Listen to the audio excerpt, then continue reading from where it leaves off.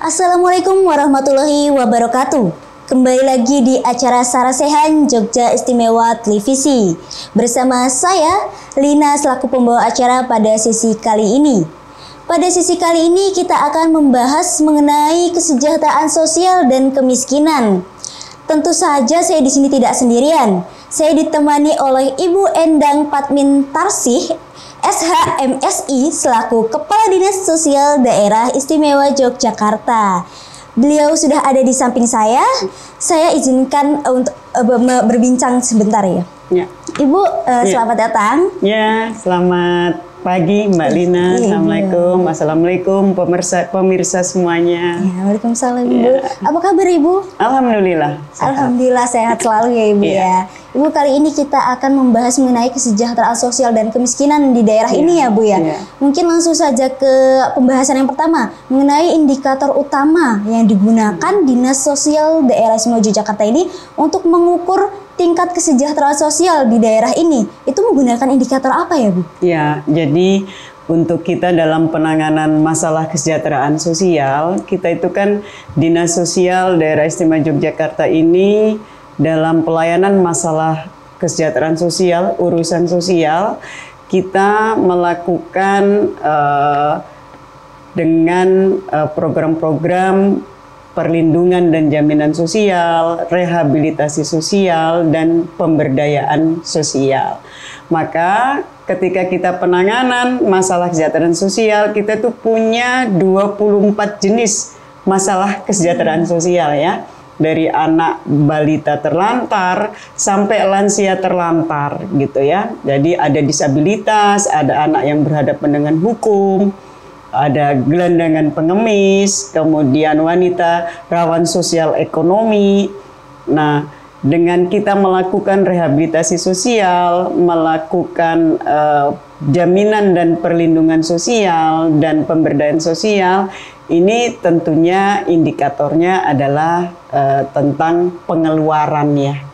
Pengeluaran karena kita tidak bisa terlepas ketika berbicara tentang kemiskinan untuk standarnya BPS, jadi pengeluaran. Jadi ini yang untuk tingkat kesejahteraan sosialnya begitu. Jadi ini Dinas Sosial melakukan itu dalam pelayanan dan kami punya 6 balai.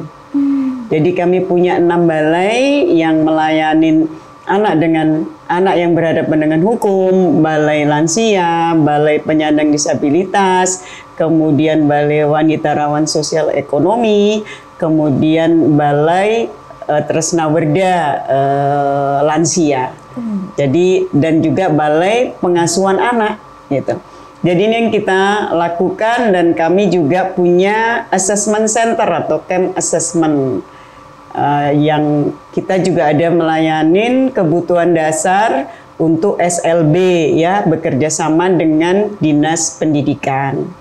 Jadi ini yang kita lakukan bagaimana untuk supaya anak-anak kami ini sampai yang mbah kakung kami ini yang lansia dan penyandang disabilitas yang rentan ini bisa terlayani dengan baik karena mereka juga punya hak-hak untuk walaupun mereka tidak punya keluarga, mereka juga punya hak untuk hidup.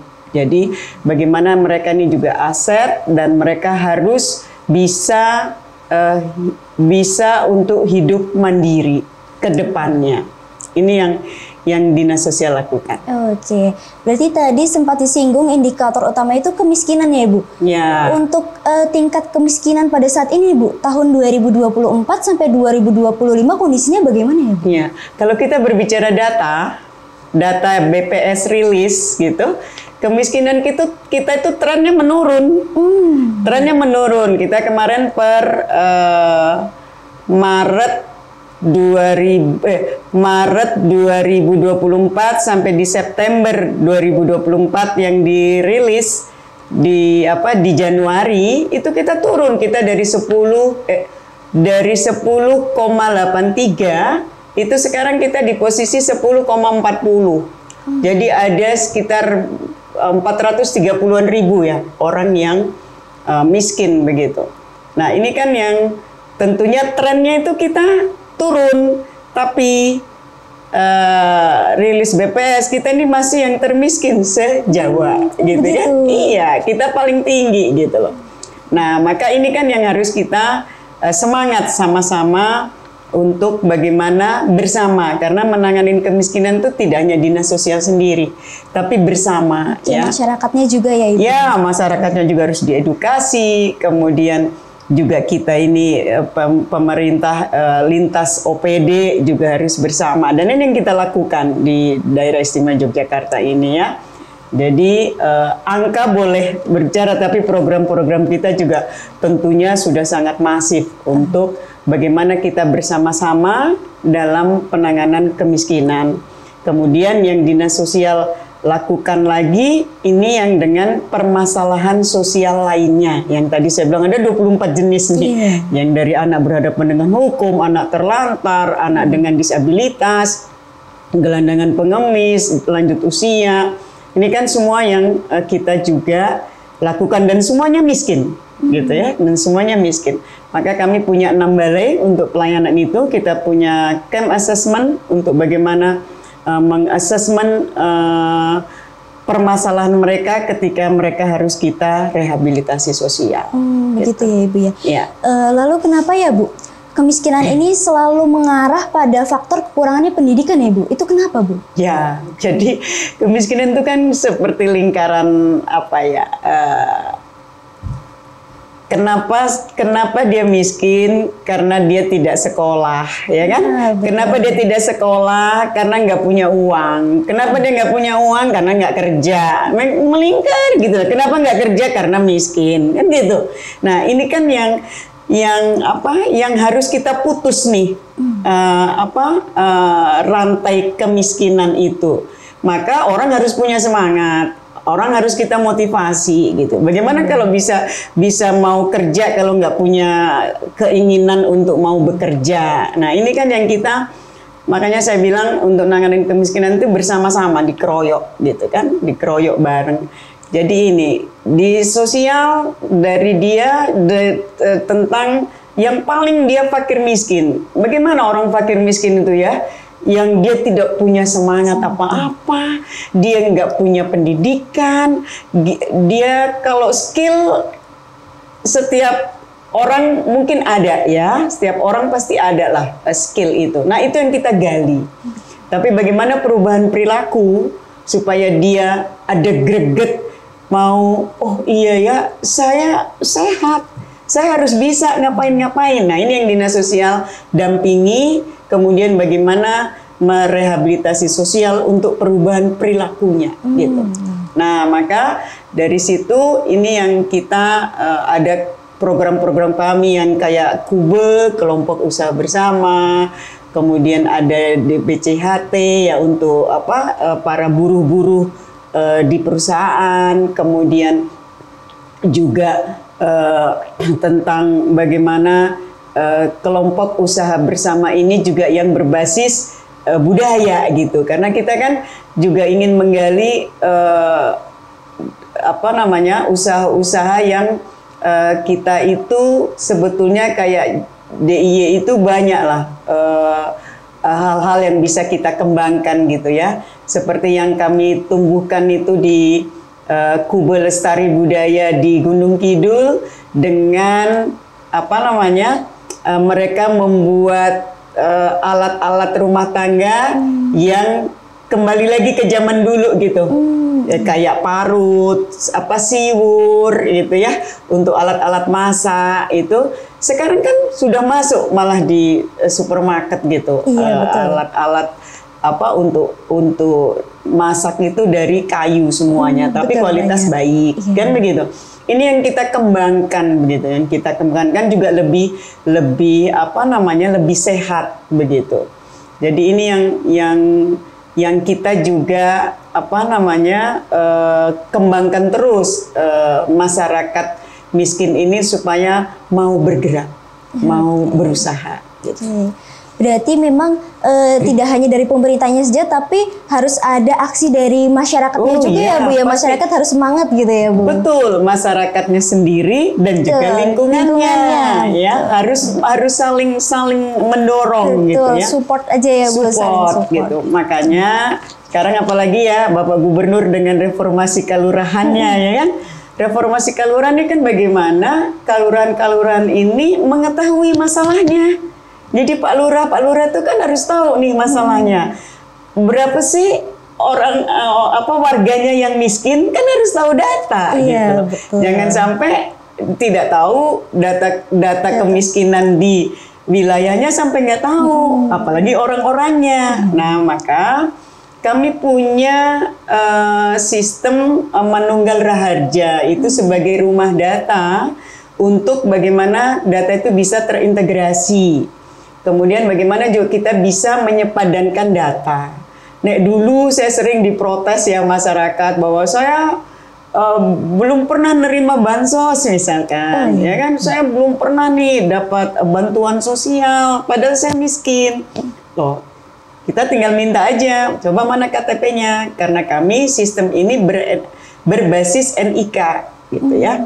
Karena ada kejadian ketika kami belum melakukan inovasi membuat sistem MR ini, ternyata double data itu penerima bantuan itu satu NIK itu dipakai untuk beberapa orang gitu loh.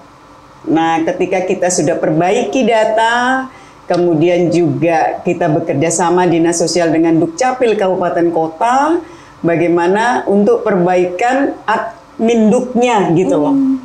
Jadi tidak ada sudah yang namanya satu NIK itu double dipakai beberapa orang gitu kan. Satu NIK ya satu orang. Nah, maka sistem kami Manunggal Raharja ini adalah berbasis NIK. Jadi saya udah nggak bisa dibohongin lagi. Ketika dia bilang saya nggak dapat bantuan, coba saya cek dulu. Kamu masuk nggak di data kemiskinan, data DTKS ya? Masuk nggak? Oh iya masuk. Kok belum dapat program ya? Saya cek lagi. Ternyata sudah masuk. Misalkan dia udah dapat PKH, dia udah dapat BPMT, dia udah masuk di Kube. Loh, ini udah masuk. Ya gitu kan. Jadi ini yang kami selalu kembangkan dengan bagaimana pelayanan agar tepat sasaran, tepat manfaat. Oke, Bu. Karena banyak juga masyarakat itu yang berasumsi bahwa bantuan sosial ini tidak tepat sasaran ya Bu ya. Banyak kan yang seperti itu udah mendaftar tapi kok tidak ada gitu kan ya. Betul. Bisa mungkin terlewat dari Pak RT-nya, Pak RW-nya, Pak Dukuhnya mungkin tidak terdata. Maka MR ini kita kembangkan lagi dengan pendaftaran mandiri. Nah, saya kan punya potensi sumber kesejahteraan sosial yang ada di wilayah ya. Ada Karang Taruna, ada WKSBM, ada TKSK. Apa itu Bu? Kayak gitu ya.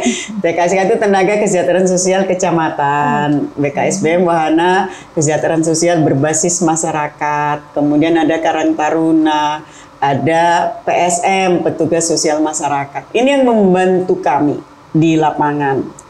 Jadi mereka ini membantu kami untuk jika ada masyarakat yang merasa saya miskin, tapi kok saya terlewat ya, nggak masuk di data DTKS, nggak dapat bantuan gitu. Nah ini yang mereka melapor dan bisa mendaftar mandiri lewat Karang Taruna, lewat BKSBM. Karena di semua kelurahan kita juga sudah kasih nih pelatihan untuk yang mengkoordinir mereka supaya bisa mendaftar mandiri. Kan kalau di kelurahan kita semua kan pasti harus sudah ada komputer, ada internet gitu ya. Nah tinggal masukin saja nama, alamat, NIK. Nah nanti langsung nge-link tuh ke saya gitu. Saya sudah langsung bisa lihat tuh mereka pendaftaran mandirinya.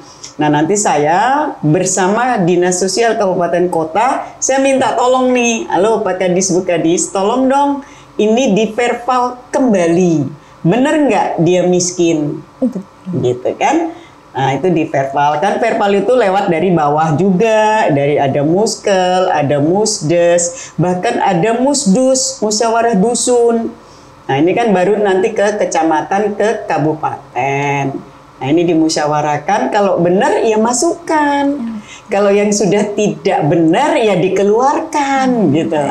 Ini yang selalu kita update itu. Sebenarnya kalau seperti itu ada kriteria tertentunya nggak sih Bu Ya, ke dalam pasti situ? ada. Kita dasarnya untuk kemiskinan itu kan pasti dasarnya BPS ya, seperti betul. mungkin lantai indikatornya, lantai tidak berkeramik, dinding apa namanya tidak apa ya dari batu, Masih batu bata masih gitu. kalau batu bata ya sudah benar, tapi mungkin masih gedek atau bambu atau separuh bambu separuh gedek kan begitu.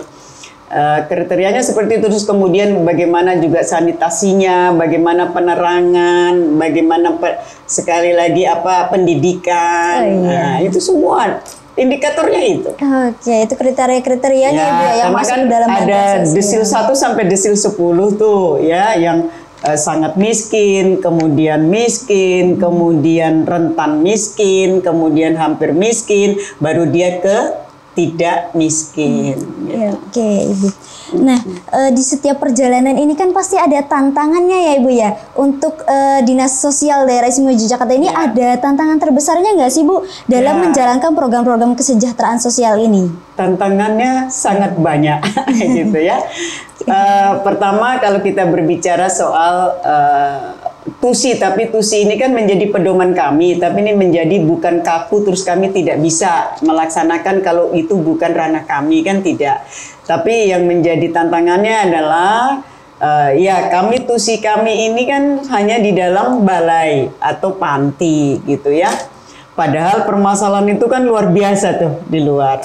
Maka kami harus berkolaborasi, berkoordinasi dengan pihak-pihak luar gitu ya.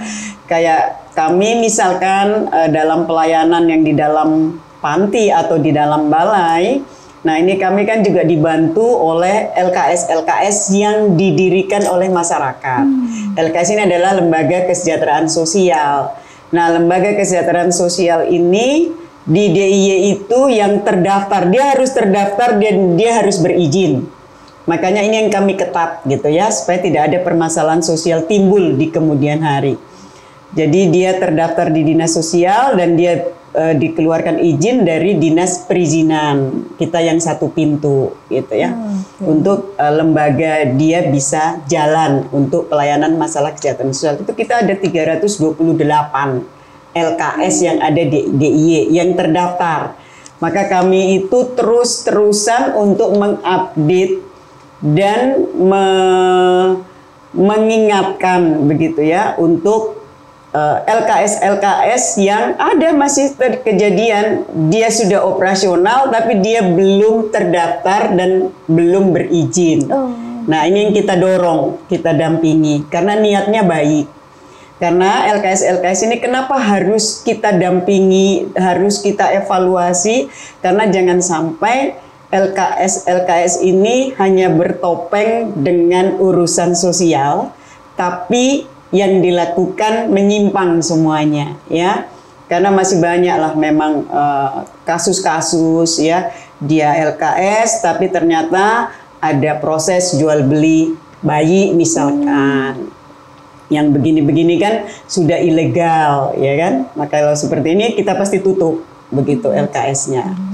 Ini yang tentunya di DIY juga kita monitoring terus karena LKS itu juga indikatornya dari sisi lembaganya dia harus bersertifikasi, dari sisi SDM-nya dia juga harus bersertifikasi karena harus profesional dalam melakukan pelayanan kesejahteraan sosial. Karena masalahnya kan banyak. Bagaimana dia melakukan pelayanan kepada bayi terlantar kalau dia tidak punya profesi itu, dia tidak tahu profesi sosialnya itu, kan nanti malah jadi tidak benar begitu ya. Nah, maka ini yang baru kita dorong terus untuk peningkatan kapasitas SDM dan lembaga.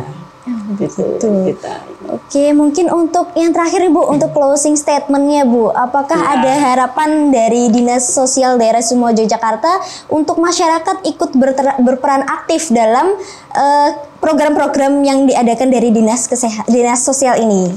Ya, jadi kita itu kan punya program nasional untuk kemiskinan tuh PKH, BPMT ya, program Keluarga Harapan.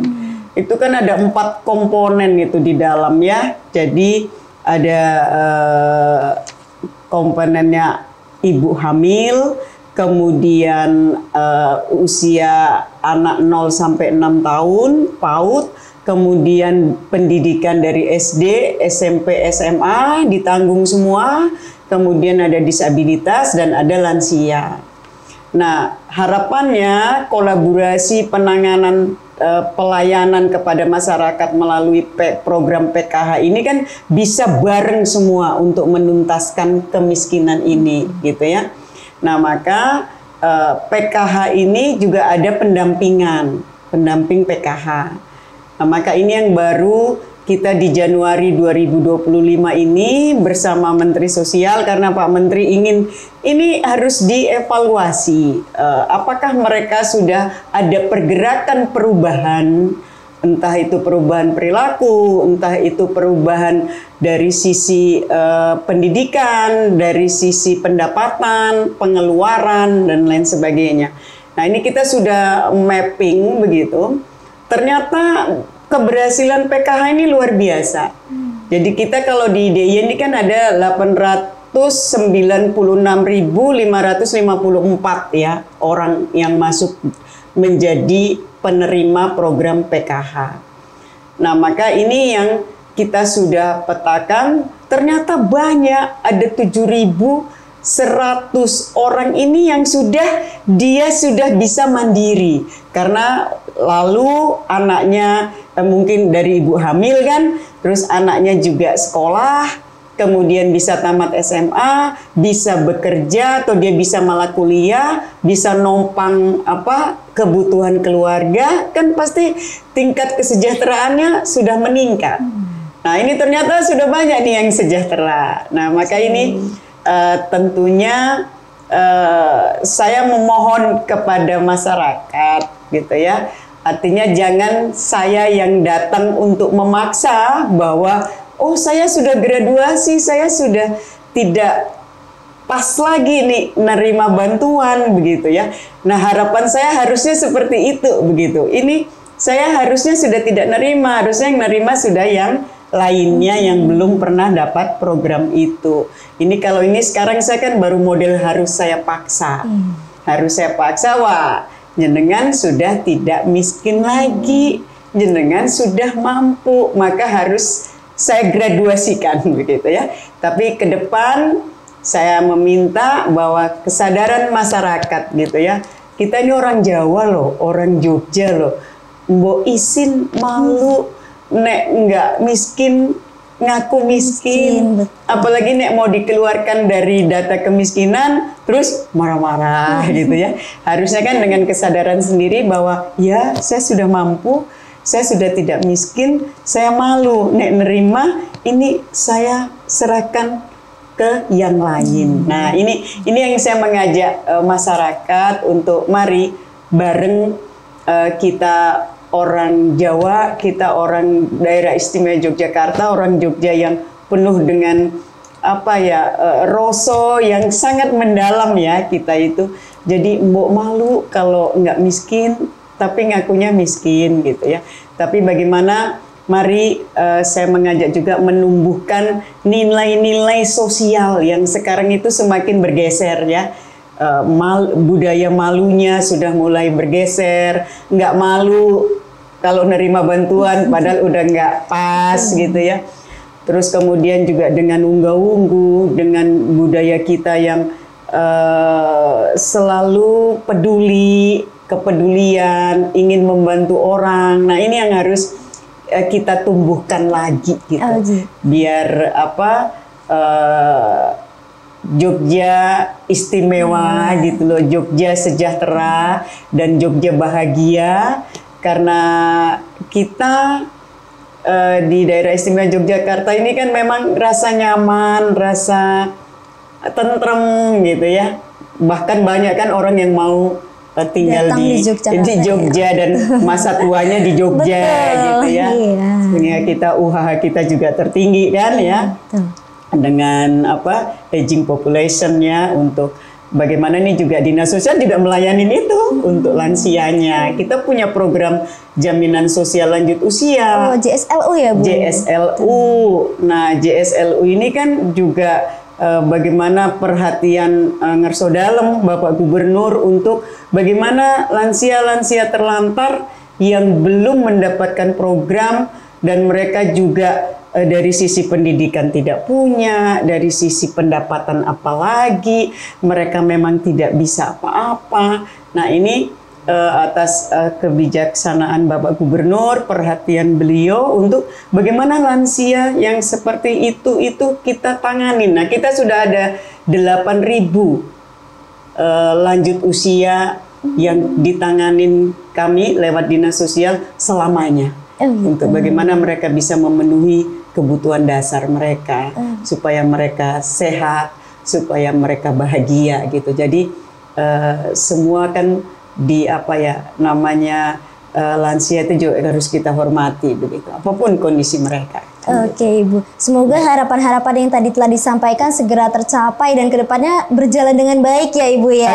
Kita harus mulai bergerak bareng, karena tidak mungkin pemerintah bisa sendiri, tapi bersama masyarakat semua. Begitu pemirsa. Baik, saya tutup acara Sarasehan pada hari ini. Tetap di JTV, Jendela Informasi Keistimewaan Jogja. Saya Lina selaku pembawa acara pamit undur diri. Terima kasih. Wassalamualaikum warahmatullahi wabarakatuh. Waalaikumsalam. Ibu terima kasih ya Ibu ya. Terima kasih Marina. Dingin banget ya. Iya Ibu, nggak kuat dingin soalnya Bu, betul. Udah sharing-sharing mengenai kesejahteraan.